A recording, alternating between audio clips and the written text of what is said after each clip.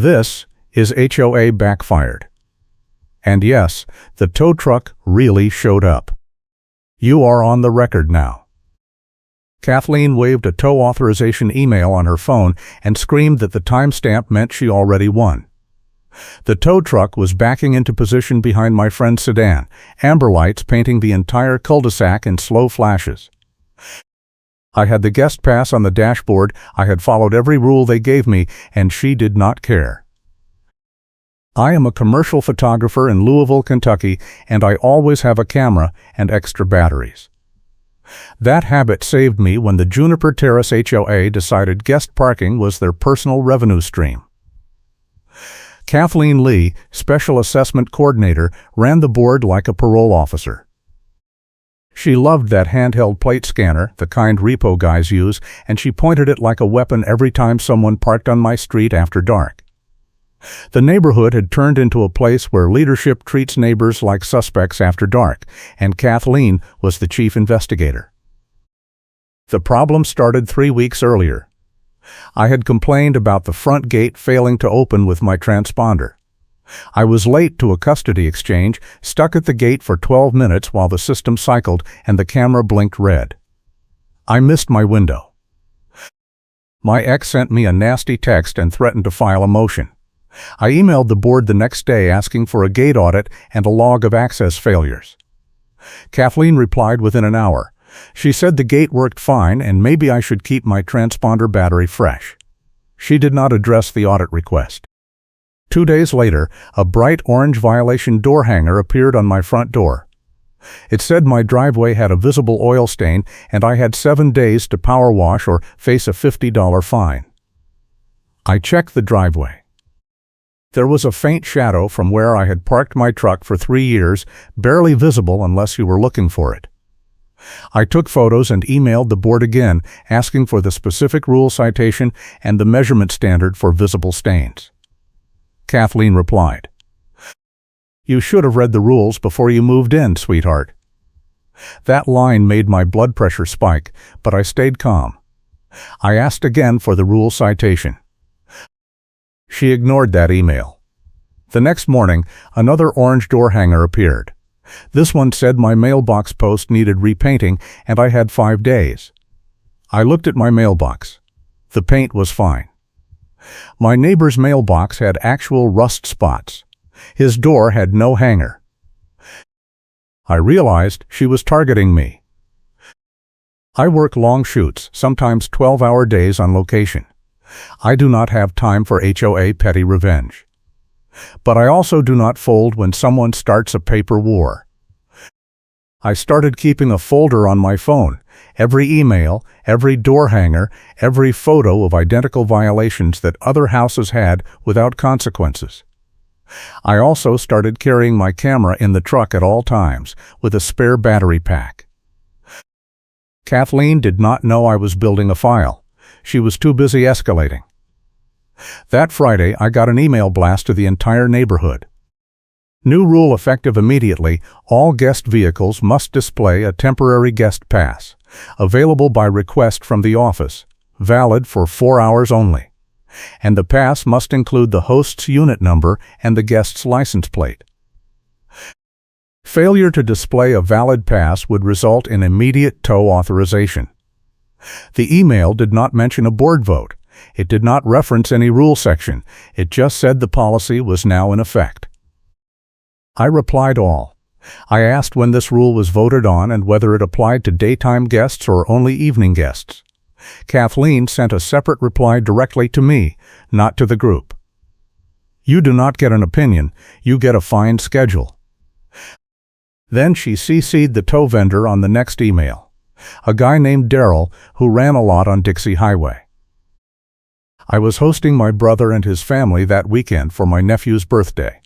They were driving in from Indiana, arriving Saturday afternoon, staying through Sunday morning. I emailed the office on Friday afternoon and requested 2 guest passes for Saturday and Sunday. No response. Saturday morning, I called the office. Voicemail. I drove to the clubhouse. The office was closed even though the website said Saturday hours were 9 to noon. I took a photo of the closed sign and the timestamp. I went home and printed 2 temporary passes myself, filling in my address and their plate numbers, and put them on both dashboards when they arrived.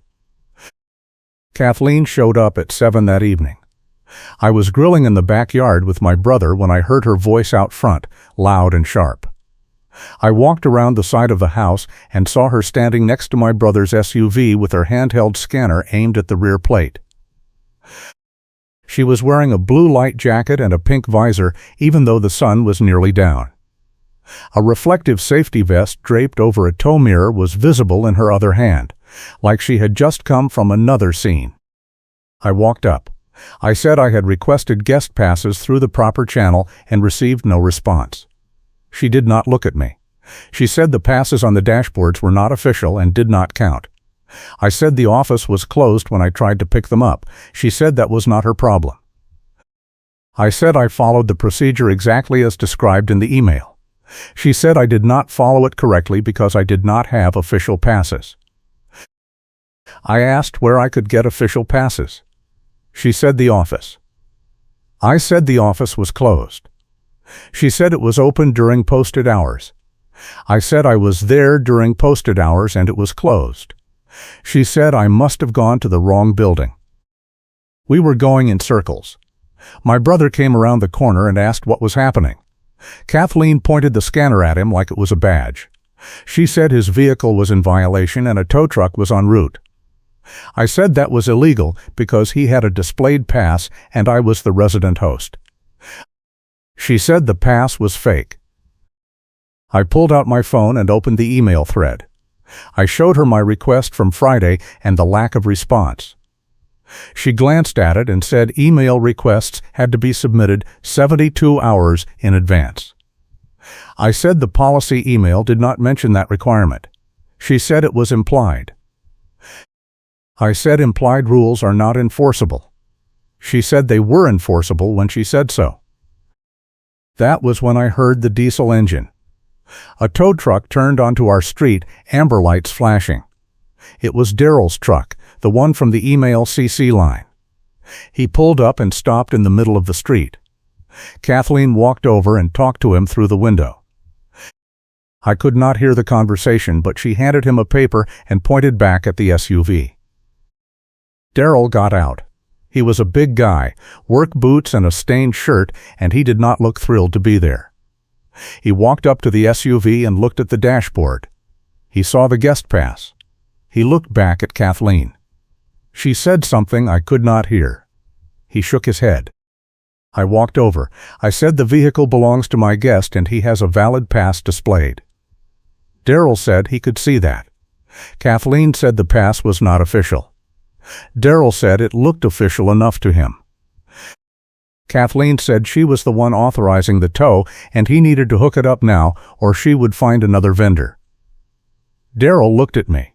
He said, off the record, this whole setup felt wrong and he did not want to be part of an HOA shakedown. I watched her pile on threats, because that is exactly what I needed her to do. I had my phone recording audio in my pocket the entire time. Kathleen did not know. Daryl did not know. I just let her keep talking. She told Daryl that if he did not tow the vehicle immediately, she would report him to the board for non-compliance and terminate the vendor contract. She said the HOA gave his company $6,000 a month minimum, and he would lose that income if he walked away now. Daryl looked uncomfortable. He said he needed to see the actual violation in writing. Kathleen said the violation was that the pass was unofficial.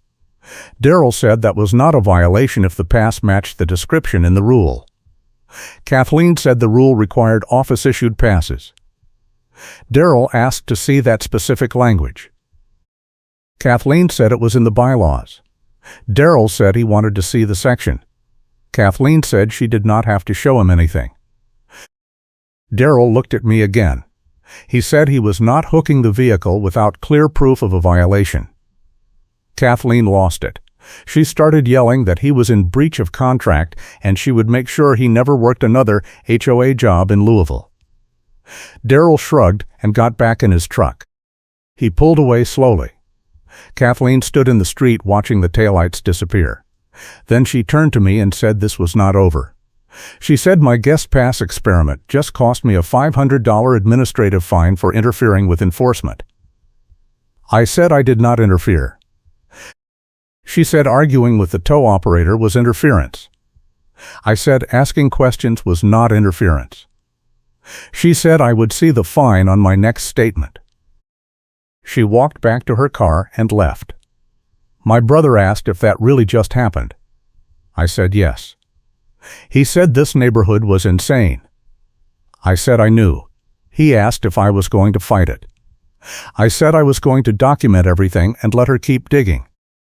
Sunday morning, my brother and his family left early. No issues. I spent the afternoon going through my footage and audio files, organizing everything by date and labeling each incident.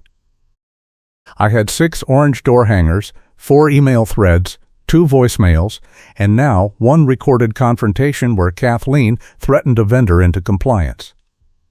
I also had Daryl's refusal on record, which proved the tow authorization was not legitimate. Monday, I got an email from the HOA management company. It said my account had been assessed a $500 administrative interference fee and a $250 guest pass violation fee. The total was $750 due within 14 days, or my account would be sent to collections and a lien filed against my property. The email did not explain the violations. It just listed the amounts.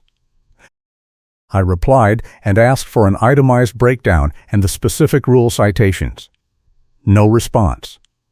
I called the management company and got voicemail. I left a message asking for a callback. No callback. I emailed again on Tuesday. Still no response. Wednesday afternoon, I was loading equipment into my truck for a shoot when Kathleen pulled up in her sedan. She got out holding a clipboard and that same handheld scanner. She walked up to my truck and scanned my plate without saying anything. I asked what she was doing. She said she was conducting a compliance audit. I said my truck was parked in my own driveway on my own property. She said driveways were common area access points and subject to rules. I said that made no sense. She said it was in the bylaws. I said show me the section. She said I could look it up myself. She walked around my truck slowly, taking photos with her phone. She photographed my registration sticker, my inspection sticker, my parking permit decal. She photographed the trailer hitch. She photographed a small dent in the rear bumper. She photographed the tires. I asked what she was looking for. She said anything out of compliance. I said compliance with what? She said the vehicle standards section. I said my truck met all vehicle standards. She said that was not her determination to make. She finished her photos and walked back to her car. Before she left, she said I should expect another notice soon. I asked what kind of notice. She said I would find out. Then, she drove off. That evening, another orange door hanger appeared. This one said my truck exceeded the weight limit for driveway parking and had to be moved to the street or removed from the property within 24 hours. I looked at the rule cited. The weight limit was 8,000 pounds. My truck was 7,200 pounds. I had the registration showing the weight.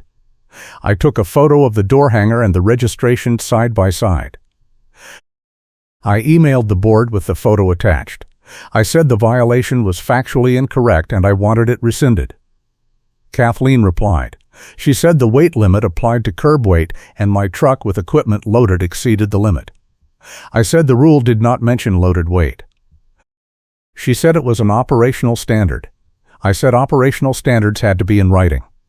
She said they were in the enforcement manual. I said I wanted a copy of the enforcement manual. She said it was for board use only. I said that was not enforceable. She said it was. I was done playing email tennis. I scheduled a meeting with an attorney who specialized in HOA disputes. That cost me $200 for the consult, but I needed to know my options. The attorney reviewed my documentation and said I had a strong case for selective enforcement and harassment. He said the tow threat was borderline extortion, especially with Kathleen threatening the vendor on tape. He said the fabricated violations showed a pattern of retaliation.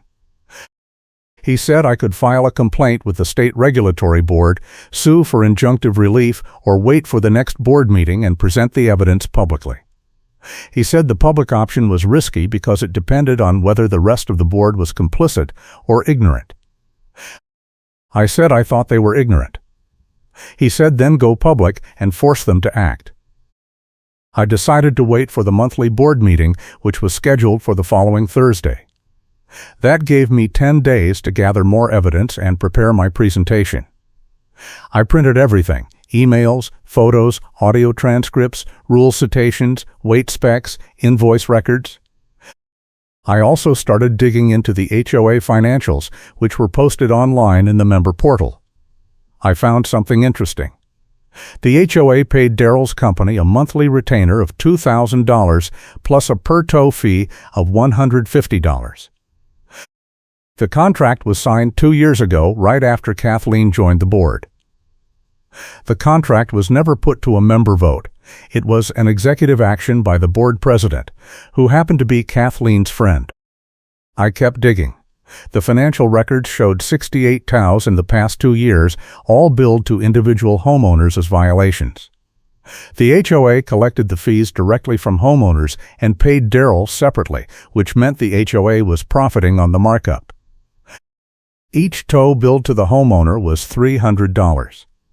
Daryl charged $150 per tow plus the retainer. The HOA was pocketing $150 per tow as pure profit. That was $10,200 over 2 years, not counting the retainer payments. The money went into a discretionary enforcement fund controlled solely by Kathleen. This was not an HOA enforcing parking rules. This was a revenue operation. I printed the financial summary and highlighted the relevant lines. I also pulled the vendor contract and highlighted the no-vote clause. I pulled the email where Kathleen threatened Daryl and highlighted her exact words about terminating the contract. I had everything I needed to prove the scheme. Thursday came. The board meeting was in the clubhouse at 7. I arrived at 6:50 with a 3-ring binder full of evidence and a printed agenda I had requested from the management company. The meeting room was small, maybe 20 chairs, and only 7 people showed up besides the board. The board consisted of 5 members: Kathleen, the president, the treasurer, the secretary, and 1 at-large member. Kathleen sat at the front table with her clipboard and that scanner sitting next to her like a prop. The president opened the meeting with standard business: minutes from last month, treasurer report, landscaping update. I waited. Public comment was last on the agenda, but I was ready. I had my binder open on my lap, evidence sorted by tab, transcript printouts clipped together. I watched Kathleen check her phone twice and whisper to the president once. She knew I was there. She did not know what I had. The meeting dragged on. Landscaping bids, pool maintenance, holiday decoration guidelines. 40 minutes in, we finally reached public comment. The president asked if anyone had business to raise. I stood up. I said I wanted to address a pattern of selective enforcement and financial irregularities related to the HOA's towing practices. Kathleen's head snapped up. The president looked confused. The treasurer leaned forward. I walked to the front and handed out copies of my evidence packet. 1 for each board member, 1 for the secretary to include in the official record, and extras for the audience. Kathleen tried to interrupt. She said public comment was limited to 3 minutes and I could not distribute materials without prior approval. The president waved her off. He said let him speak. Kathleen sat back, but her jaw was tight. I started with the timeline. 3 weeks ago, I complained about gate access failures. 2 days later, Kathleen began issuing violations for minor cosmetic issues that other homes also had without consequence. I showed photos of my mailbox next to my neighbor's mailbox. I showed photos of my driveway oil shadow next to another driveway with visible fluid stains. I showed the orange door hangers with dates and times. I showed the email where Kathleen said I should have read the rules before I moved in. The treasurer interrupted. He asked if I had reported these discrepancies to the management company. I said yes. I showed the email thread with no responses. He frowned and made a note. I continued. I explained the new guest pass rule that appeared with no vote and no rule citation. I showed the email blast. I showed my request for guest passes and the lack of response. I showed the closed office photo with timestamp. I showed the printed passes I made myself and the confrontation with Kathleen and Daryl. I played a 30-second audio clip of Kathleen threatening Daryl with contract termination if he did not tow my brother's vehicle without a valid violation. The room went silent. The president looked at Kathleen. Kathleen said the audio was taken without her consent and was not admissible. I said Kentucky is a one-party consent state, and I was part of the conversation, so the recording was completely legal. The president asked the secretary to note that for the record. Kathleen looked like she wanted to bolt. I moved to the financials. I showed the tow vendor contract with the no-vote clause. I showed the 2-year tow summary with 68 incidents. I showed the per-tow fees charged to homeowners versus the per-tow fees paid to Daryl. I showed the markup going into Kathleen's discretionary enforcement fund. I said the HOA had collected $10,200 in tow markup profit over 2 years, and none of that money was disclosed in the annual budget or voted on by the membership. The treasurer stood up. He said he was not aware of any discretionary enforcement fund and he wanted to see the source documents immediately. Kathleen said the fund was a standard line item for compliance expenses.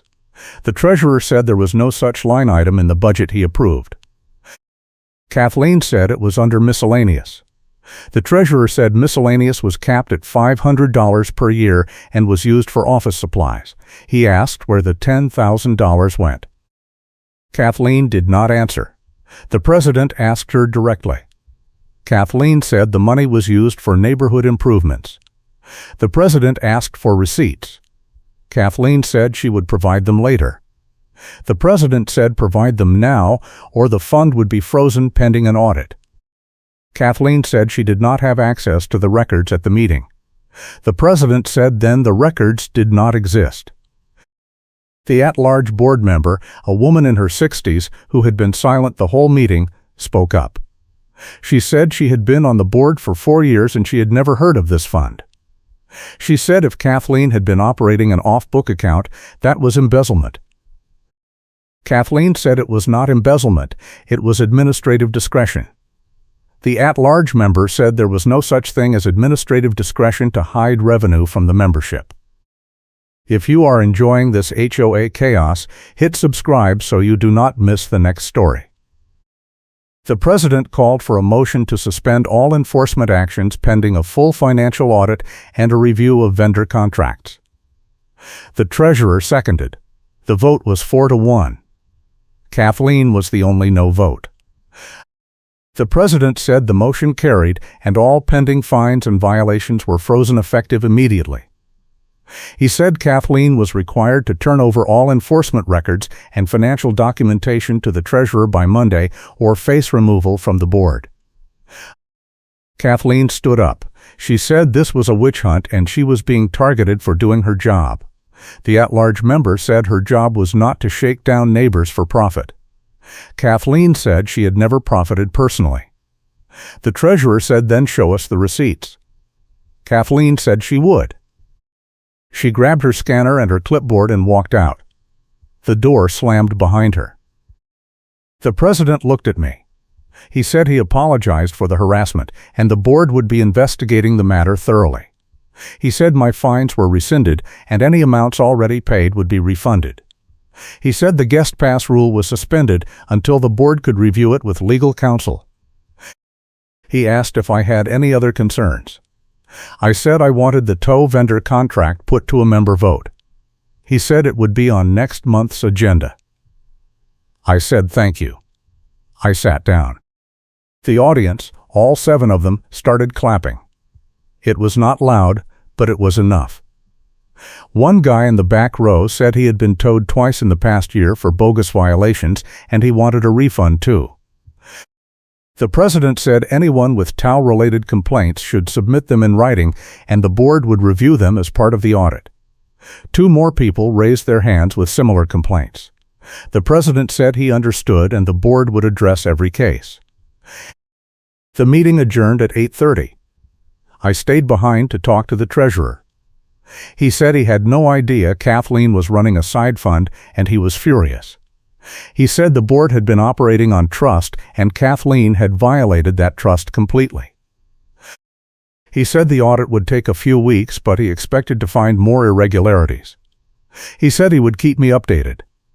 I thanked him and left. I walked to my truck feeling lighter than I had in weeks. The amber streetlights cast long shadows across the parking lot. A couple on a porch across the street was watching like it was a show, and one of them gave me a thumbs up as I passed. I waved back. Sudden thunder rumbled in the distance, low and rolling, like the sky was adding punctuation to the evening. The air smelled like rain coming in fast. 2 days later, I got a call from Daryl. He said he heard about the meeting and he wanted to talk. We met at a diner on Bardstown Road. He brought a folder. He said Kathleen had been calling him for sketchy jobs for 2 years, and he had always felt uncomfortable but did not want to lose the contract. He said she would call him late at night and tell him to tow vehicles that clearly had valid passes or were legally parked. He said she told him the HOA would cover any complaints, and he did not need to worry. He said she also told him to add extra fees to the invoices, and she would approve them without question. He said he never added the fees because it felt like fraud, but she kept pushing him. He opened the folder and showed me a log he had kept. Every tow call from Kathleen, dated and time-stamped, with notes about whether the vehicle had a visible pass or was legally parked. Out of 68 tows over 2 years, 43 had notes indicating questionable or invalid violations. He said he kept the log because he figured it would protect him if something ever blew up. He said he wanted to give me a copy in case it helped. I thanked him and asked if he would be willing to testify if the case went further. He said absolutely. I took the log home and added it to my file. I also sent a copy to the treasurer with a note explaining the source. The treasurer replied the next morning. He said the audit was already turning up problems. He said Kathleen had been submitting duplicate invoices for the same tows and collecting payment twice, once from the homeowner and once from the HOA general fund. He said the total overpayment was close to $8,000 over 2 years. He said the board was meeting in an emergency session on Monday to discuss next steps, and he would keep me informed. Monday came. I did not attend the emergency session, but the treasurer called me that evening. He said the board had voted unanimously to remove Kathleen from her position as Special Assessment Coordinator and to suspend her from all board activities pending the completion of the audit. He said the board was also terminating the tow vendor contract effective immediately and would be soliciting new bids with full member input. He said the HOA's attorney was reviewing the financial records to determine if criminal charges were appropriate. He said Kathleen had been notified by certified letter and had not responded. I asked if she was still living in the neighborhood. He said yes. I asked if that was going to be a problem. He said the board had discussed it and decided to let the legal process play out before taking any further action. He said if the evidence supported criminal charges, the board would cooperate fully with law enforcement. He said in the meantime, all enforcement was handled by the management company and Kathleen had no authority.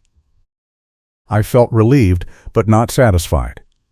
Kathleen was still out there, and I knew she was not the type to go quietly.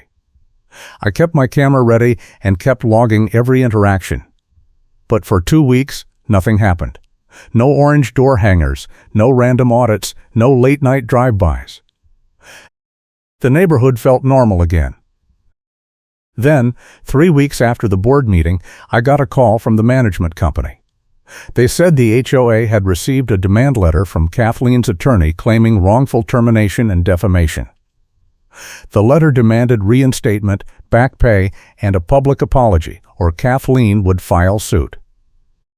The management company asked if I would be willing to provide a statement and copies of my evidence for the HOA's defense. I said yes. I sent everything: emails, audio files, photos, financial records, Daryl's log, the attorney consult notes. I included a signed statement summarizing the timeline and the retaliation pattern. The HOA's attorney reviewed the materials and sent a response to Kathleen's attorney. The response said the termination was for cause based on documented financial misconduct and abuse of authority, and the HOA had substantial evidence to support the decision. The response said the HOA would not reinstate or apologize, and if Kathleen filed suit, the HOA would countersue for fraud and seek reimbursement of all misappropriated funds. The response also said the HOA was referring the matter to local law enforcement for potential criminal investigation. Kathleen's attorney did not reply. 2 weeks later, the management company called again. They said Kathleen had submitted a resignation letter effective immediately. The letter included no apology and no acknowledgement of wrongdoing. It just said she was stepping down due to personal reasons. The board accepted the resignation and closed the matter. The audit report was published to the member portal the following week. It confirmed $8,000 in duplicate billing, $10,000 in undisclosed tow markup, and 43 questionable tow authorizations. The report recommended that the HOA pursue reimbursement from Kathleen and terminate the relationship with the tow vendor. The board voted to approve both recommendations. The treasurer called me personally to say thank you. He said my documentation made the audit possible and probably saved the HOA from a lawsuit. He said the board was implementing new financial controls to prevent future abuse, including quarterly audits and member review of all vendor contracts. He said the board was also revising the enforcement policies to require written notice and a 10-day appeal window before any fines or tows. He said the changes would be voted on at the next annual meeting. I said that sounded reasonable. He said the board had learned a hard lesson about oversight and accountability. I asked what happened to the $8,000 Kathleen owed. He said the HOA's attorney had sent a demand letter, but Kathleen had not responded. He said the HOA could file a civil suit, but the cost would likely exceed the recovery. He said the board was weighing the options. I said I understood. He said the important thing was that the abuse had stopped and the neighborhood was moving forward. I agreed. A month later, I was loading gear for a shoot when I saw a city inspector's truck pull up in front of Kathleen's house. The inspector got out with a clipboard and walked around the property. Kathleen came out and started yelling. I could not hear the conversation, but I saw her pointing at the truck and waving her arms. The inspector handed her a paper and walked back to the truck. Kathleen stood on her porch holding the paper, staring at it like it had betrayed her. I found out later that the city had received a complaint about unpermitted work on her property.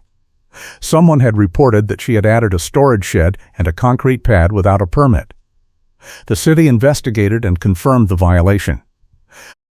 Kathleen was fined and required to submit retroactive permit applications or remove the structures. The funny part was that the complaint came from a neighbor who had been towed twice under Kathleen's enforcement regime. Karma has a sense of humor. The following month, the annual HOA meeting was scheduled. I attended along with 40 other homeowners, the largest turnout in years. The board presented the revised enforcement policies and the new vendor contract process. Both measures passed with overwhelming support. The treasurer presented the audit findings and the reimbursement demand status. He said the HOA had filed a small claims action against Kathleen for the $8,000 in duplicate billing, and the hearing was scheduled for the following month. He said the HOA was also cooperating with the Louisville Metro Police in a fraud investigation related to the tow markup scheme. He said charges had not been filed yet, but the investigation was ongoing. Kathleen did not attend the meeting. No one expected her to. But 3 people stood up during public comment and shared their own stories of being targeted by her enforcement tactics. One woman said she was towed while unloading groceries in front of her own house. One man said he was fined for having a trash can visible from the street, even though the rule allowed cans to be out on collection day and it was collection day. One couple said they were threatened with a lien for a water stain on their driveway that disappeared after one rain. All 3 said they had paid the fines because they did not know they could fight back. The board apologized and said anyone who had been unfairly fined could submit a refund request with supporting evidence. 6 people submitted requests that night. The meeting ended with a vote to elect a new board member to fill Kathleen's vacant seat. A retired schoolteacher named Monica ran unopposed and won. She said her first priority was rebuilding trust between the board and the community. She said the HOA was supposed to preserve property values and quality of life, not harass people for profit. She got a standing ovation. The small claims hearing was set for a Thursday morning in late November. I took the morning off and drove to the courthouse. The hearing was in a hallway conference room, not a formal courtroom. The judge was a magistrate in street clothes sitting at a folding table. The HOA's attorney was there with the treasurer. Kathleen showed up alone, no attorney. She looked tired. The hearing lasted 20 minutes. The HOA's attorney presented the audit report, the duplicate invoices, the vendor contract, and the email evidence showing Kathleen's approval of the fraudulent billing. Kathleen argued that the invoices were administrative errors and she had no intent to defraud. The magistrate asked if she had documentation to support that claim. She said no. The magistrate asked if she disputed the amounts. She said no. The magistrate asked if she had made any effort to repay the funds. She said no. The magistrate ruled in favor of the HOA and ordered Kathleen to pay $8,000 plus court costs and interest. The total came to $8,700. Kathleen did not say anything. She just stood up and left. The treasurer called me that afternoon. He said the judgment was enforceable and the HOA could garnish Kathleen's wages or place a lien on her property if she did not pay.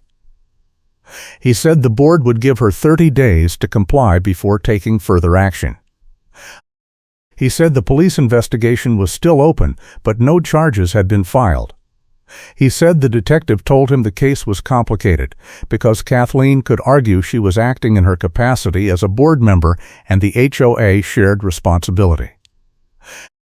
The treasurer said the HOA's attorney disagreed, but the police were taking their time. I asked if Kathleen was still living in the neighborhood. He said yes, but she kept to herself. He said no one had seen her at any community events or even walking her dog. He said it was like she was a ghost. I did not see Kathleen for weeks after that. Then, in mid-December, I was driving home late from a shoot when I saw her car parked in her driveway. The garage door was open, and she was loading boxes into the trunk. I slowed down, but did not stop. She looked up and saw me. We made eye contact for a second. She looked away first. I kept driving. A week later, a for sale sign appeared in her front yard. The treasurer told me she had listed the house and was moving out of state. He said the HOA had not received any payment on the judgment and would be filing a lien before the sale closed. He said the lien would be paid out of the sale proceeds, so the HOA would get its money eventually. He said it was a quiet ending to a messy situation. The house sold in February. Kathleen moved out on a Sunday morning. I was in my driveway working on my truck when the moving van pulled up. She supervised the loading but did not look in my direction once. The van left around noon. She got in her car and followed it out of the neighborhood. I never saw her again. The HOA received a check for $8,700 from the title company at closing. The treasurer deposited it into the general fund and sent an email to the membership confirming that the matter was resolved. The police investigation eventually closed with no charges filed. The detective said there was not enough evidence to prove criminal intent beyond a reasonable doubt. The HOA's attorney said that was frustrating but not surprising. He said the civil judgment and the public exposure were probably punishment enough. The new board, with Monica as the at-large member, turned out to be a massive improvement. Enforcement became transparent and consistent. Violations were documented with photos and rule citations. Appeals were handled fairly. The new tow vendor contract required written authorization from the management company, not individual board members, and every tow had to be logged with photographic evidence. The guest pass rule was revised to allow residents to print temporary passes online, valid for 72 hours, with no office approval required. The orange door hangers disappeared completely. The neighborhood felt different. People started showing up to board meetings again. The community Facebook group, which had been silent for months, came back to life with normal posts about lost pets and garage sales instead of complaint threads and violation paranoia. A couple of families who had been planning to move decided to stay. One guy told me he had been looking at houses in other neighborhoods because he could not deal with Kathleen's enforcement anymore, but now he felt like the HOA was actually working for the community instead of against it. I kept my evidence file, just in case. But I did not need it. The abuse was over. The predatory towing stopped. The selective enforcement stopped. The retaliation stopped. I could park in my own driveway without worrying about a surprise audit. I could have guests over without worrying about a midnight tow.